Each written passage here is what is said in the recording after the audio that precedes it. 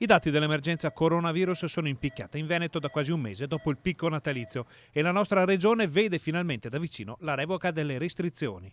Avete visto che abbiamo 29 giorni di calo, e oggi è giorno 29, no? 29 giorni di calo, cioè il calo è un calo importante, peraltro anche repentino se lo vogliamo vedere bene nello specifico. Con la situazione dei vaccini in stallo a causa dei rallentamenti delle forniture, il tema portante resta quello della scuola.